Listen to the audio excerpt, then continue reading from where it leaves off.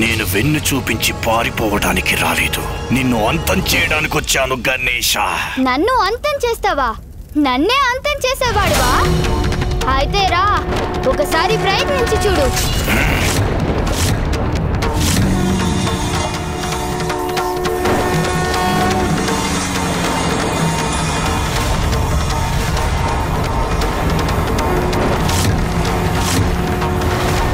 అవును, ఇదే సరైన నిర్ణయం. అగ్ని ఖడ్గంతో తనని అంతం చేయండి.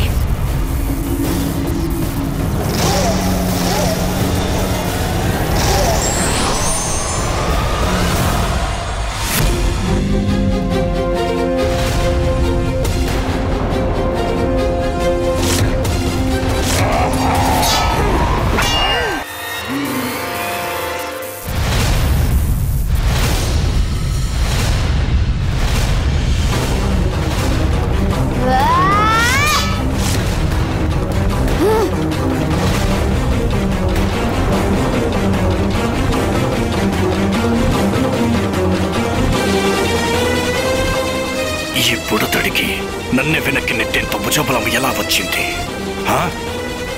గణేష, 600 సరే నీ భరతం పట్టే తీరుతానివ్వాలా, చూసుకో.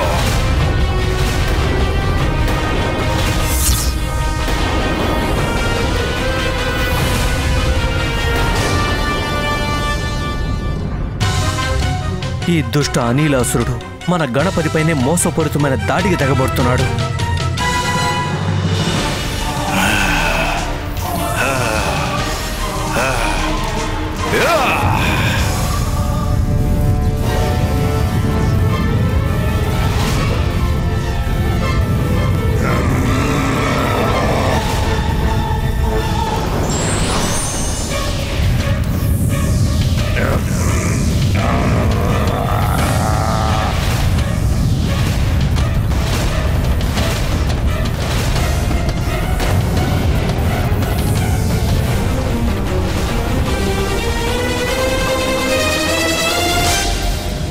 అనిలాసురా, నువ్వు ఇంత పెద్ద మూర్ఖుడు అనుకోలేదు. బహుశా నీకు తెలియదనుకుంటా. నీ అసుర శక్తులు ఏవి నన్ను ఓడించే ప్రసక్తే లేదు.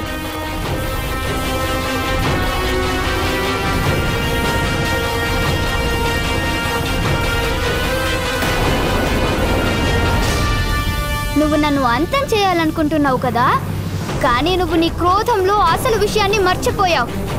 ఒకవేళ నేను నీ అగ్నిశక్తిని అడ్డుకోకపోతే, నువ్వు ఎవరిని కాపాడడానికి నీ అగ్నిశక్తిని ప్రయోగిస్తున్నావో ఆ సోదరి మీనల్లుడు నీ అగ్నిలో పడి భస్మమైపోతారు. కానీ నేను మాత్రం నా భక్తుడికి ఎలాంటి హాని జరగనివ్వను. చూసావా అమ్మా, నా ఆరాధ్య దైవం శత్రువు కూడా హాని జరగనివ్వరు. తమరు ఏ గణేశుడికి హాని చెయ్యడానికై మామయ్య గారిని పిలిపించారు. ఆ మామగారి దాడి నుండి మా ఆరాధ్య దైవం తమరిని నన్ను రక్షించారు.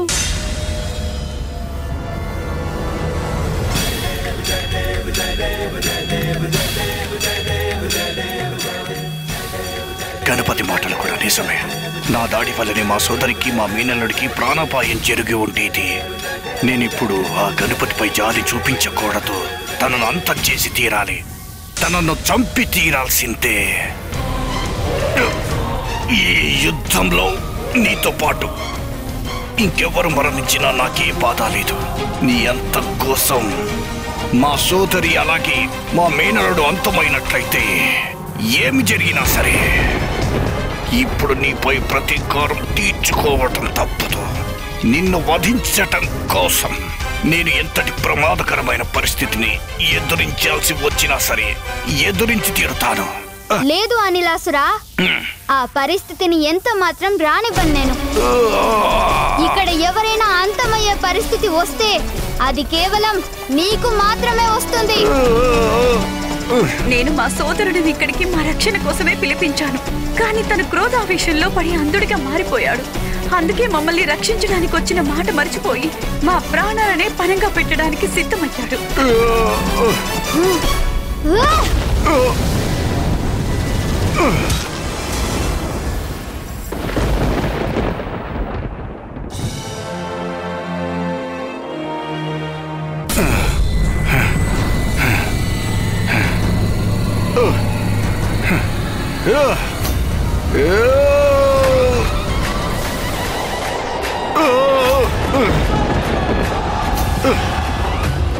ఇతను ఏకంగా నా ఖడ్గాన్ని లాగేసుకున్నాడు.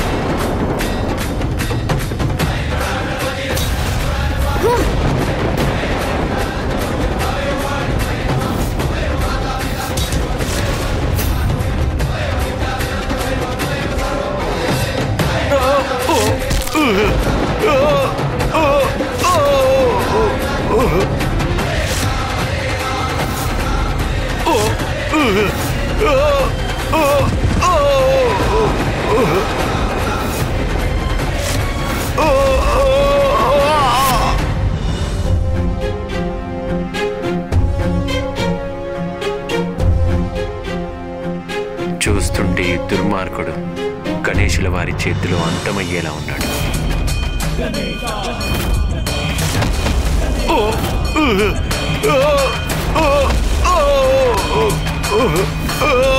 ధూర్తుడా, నిన్ను ముందుగానే హెచ్చరించాను.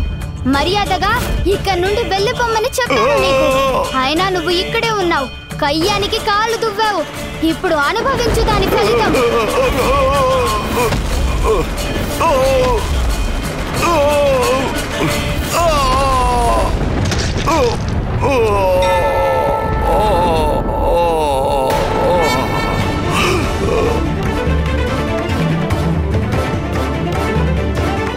చూడండి డాకినీదేవి, మీ భర్త మీ పుత్రుణ్ణి అంతం చేయబోతున్న సంగతి మీకు అర్థం కాలేదు. అందుకే మీ సోదరుడిని నాపై ఊసిగొలిపారు. నిజానికి నేను అసురులకి దేవతలకి మధ్య నిరంతరం జరుగుతున్న యుద్ధానికి చరమగీతం పాడాలనుకున్నాను. కానీ మీ పుత్రుణ్ణి రక్షించిన విషయాన్ని గ్రహించకుండా నన్ను అంతం చేయడానికి అనిలాసురుణ్ణి ఆహ్వానించారు. అలా చేయటం వల్ల భేదాభిప్రాయాలని, ఆవేశాలని, ఈర్ష్యాద్వేషాలని మరింత రగిలేలా చేశారు మాత.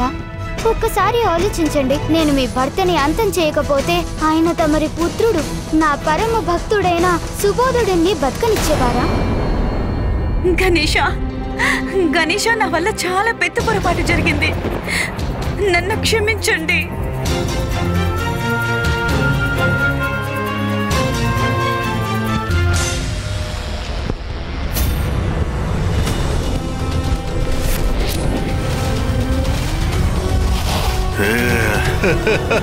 ప్రభు, అటు చూడండి.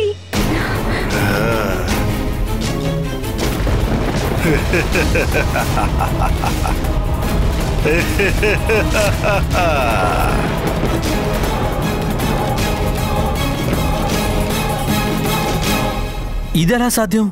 మన గణపతి ఆ అనిలాసురుణ్ణి అంతం చేశాడు కదా, తను మళ్ళీ ఎలా బ్రతికొచ్చాడు? తండ్రి గారు, దయచేసి మాకు ఆ అనిలాసురుడు గురించి తెలియజేయండి. అతడి యొక్క రహస్యం ఏమిటో అనేది. పుత్ర కార్తికేయ, అనిలాసురుడు సామాన్యమైన అసురుడు కాదు. సాక్షాత్తు యమధర్మరాజు పుత్రుడు.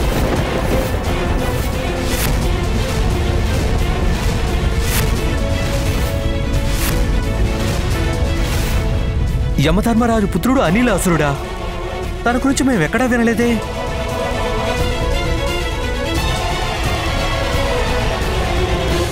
ఒకప్పుడు యమలోకంలో ఒక ఉత్సవం జరిగింది.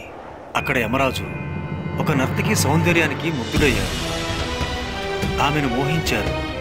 అందుకే ఆ నర్తకిని ఆలింగనం చేసుకున్నారు. యమధర్మరాజు చేసిన ఆ అనుచిత కృత్యానికి ఫలితంగా అనిలాసురుడు జన్మించాడు. కనుక తన అస్తిత్వమే అనుచితమైంది. ధూర్త ప్రవర్తన తన గుర్తింపుగా మారింది. అతడి శరీరము కామం అనే లావాతో రూపొందింది. అందులో క్రోధము ఇంకా ఆగ్రహాలు మాత్రమే ఉన్నాయి. అనిలాసురుడు యమధర్మరాజు పుత్రుడైతే తను మన దేవతల తరపున పోరాడాలి కదా. చూడండి దేవేంద్ర, అనిలాసురుడిలో బాల్యం నుంచి దుర్మార్గపు ఆలోచనలే. అందుకే ధర్మరాజైన యముడికి అసంతృప్తి కలిగిన అందుకు కారణం తనే అనే భావనతో అనిలాసురుడికి తపస్సు చేయమని సలహా ఇచ్చారు. తపస్సు చేస్తేనైనా తను బాగుపడతాడనేది యముడి యొక్క ఉద్దేశంగా ఉంది.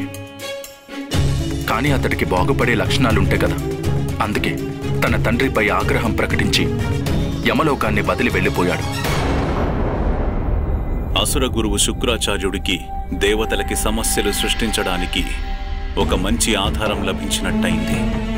అందుకే అతన్ని తన శిష్యుడిగా చేసుకున్నారు, మార్గదర్శనం చేశారు. అతన్ని కఠినమైన తపస్సు చేయమని చెప్పారు. దాంతో అనిలాసురుడు బ్రహ్మదేవునికై కఠిన తపస్సు చేశాడు. దానికి ప్రతిఫలంగా బ్రహ్మదేవుడు తనకి ఒక వరాన్ని ప్రసాదించారు. వరప్రసాదమా? ఏమిటా వరప్రసాదం? అనిలాసురుడు ఈ వరం పొందాడు.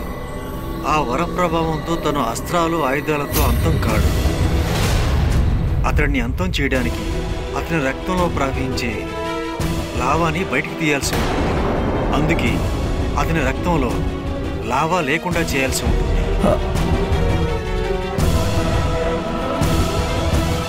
మరి గణపతి తనని ఏ విధంగా అంతం చేయగలడు?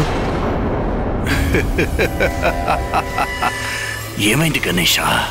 ఏమనుకుంటున్నావు అసలు? నన్ను అంత సులువుగా అంతం చేయాలనుకున్నావా?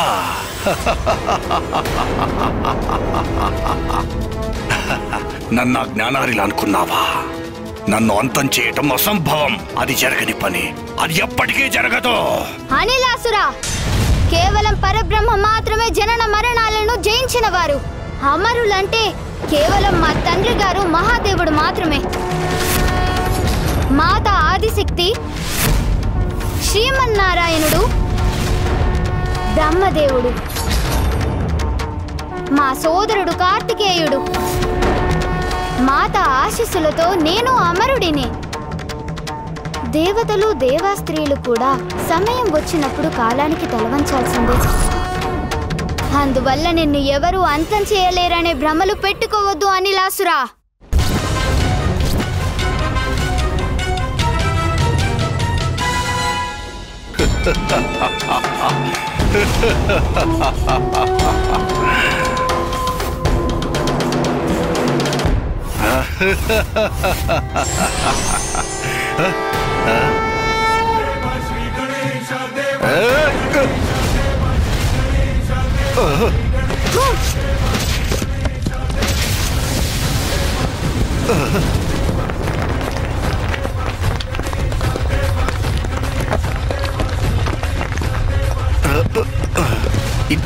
ఇదేమిటి? ఏకంగా భూమి రెండుగా చీలిపోతుంది ఏమిటి?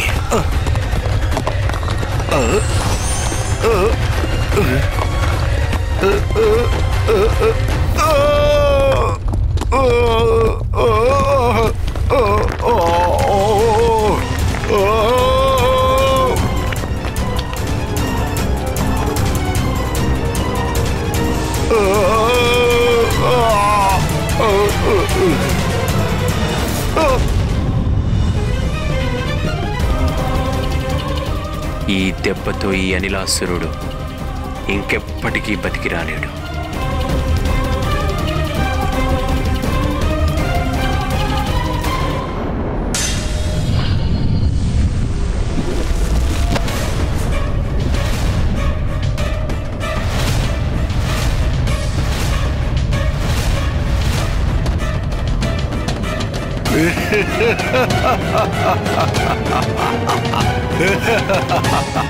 ఇదేంటి? మామయ్య మళ్ళీ ప్రత్యక్షమయ్యారు. ఈ దుష్ట దుర్మార్గుని అంతం చేయడానికి ఉపాయం ఏమిటి?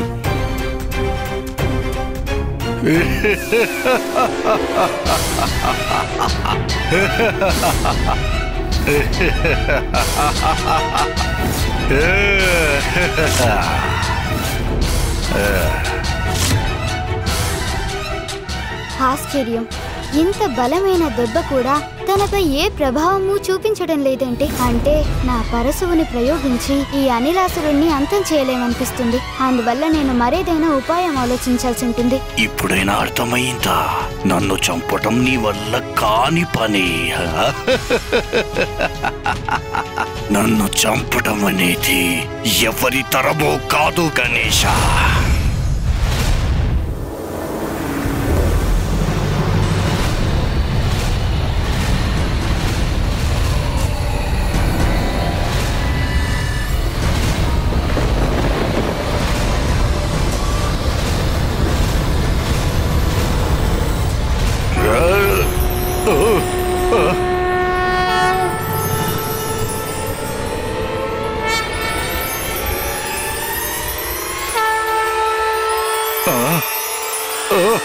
తను నాకంటే పెద్దవాడు ఎలా అయ్యాడు? అనిలాసురా, నువ్వు అమరుడు అనే భ్రమలో ఉన్నావు కదూ? ఇదే నువ్వు చేస్తున్న అతి పెద్ద తప్పు. నేను నిన్ను అంతం చేయలేని పక్షంలో నిన్ను ఆహారంగా చేసుకోగలను. జాగ్రత్త.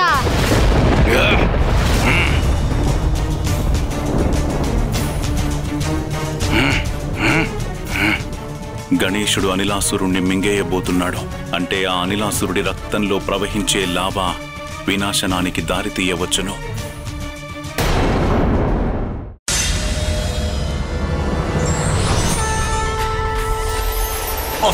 అసలు ఏం జరుగుతోంది? నాలో ఉన్న శక్తినంతా అతను తొండంతో ఎందుకు పీల్చుకుంటున్నాడు?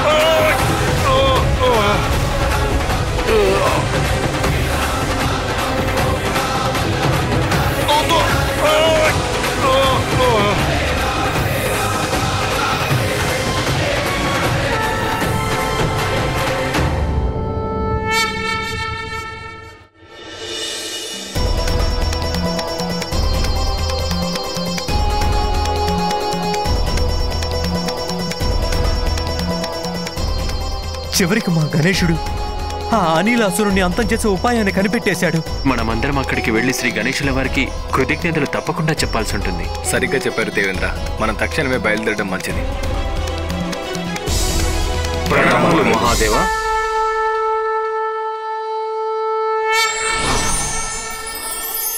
మా గణపతి అలసిపోయి ఆకలితో వస్తాడు. తనకిష్టమైన పదార్థాలతో విందు భోజనం సిద్ధం చెయ్యాలి నేను. అవును దేవి పార్వతి, గణేశుడు అంత మహత్కార్యాన్ని సాధించాడు.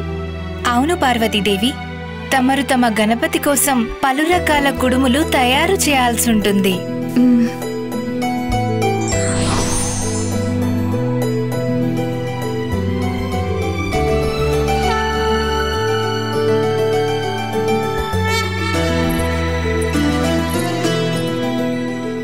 ప్రమాదం ఇంకా పూర్తిగా తొలగిపోలేదు. పార్వతి పుత్రుడు గణపతి దేవుడికి జై! ప్రథమ పూజ్య గణేశుడికి జై! పార్వతి పుత్రుడు గణపతికి జై!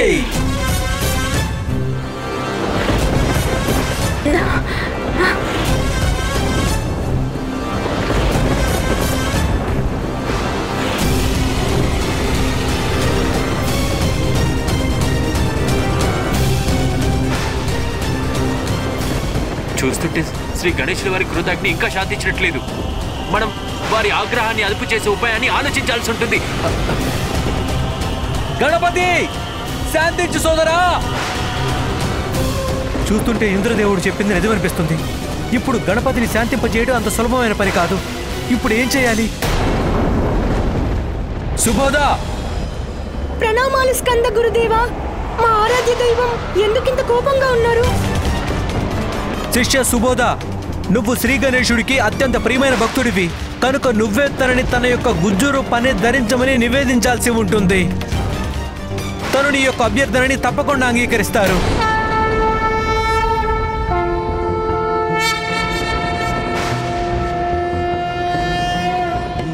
వాహన మునిజన భావన నీ పదమే శరణు, నీ పదమే శరణు. మూషిక వాహన మునిజన భావన నీ పదమే శరణు, నీ పదమే శరణు. విజయ ప్రదాయక విఘ్న వినాయక నీ పదమే శరణు, నీ పదమే శరణు. విజయ ప్రదాయక విఘ్న వినాయక నీ పదమే శరణు, నీ పదమే శరణు. మూషిక వాహన మునిజన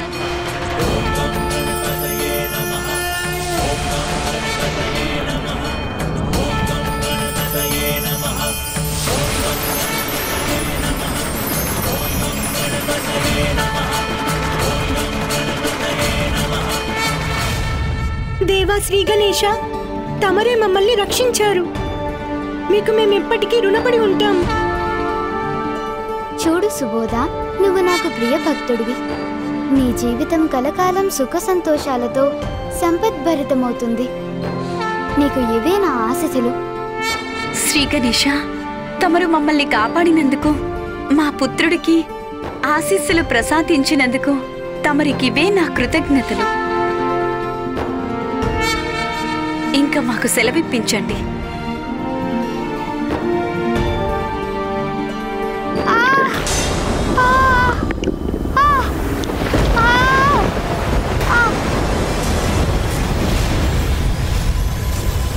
లేదు, ఏమీ లేదు. బహుశా నాకు ఇప్పుడు ఆకలిస్తున్నట్టుంది.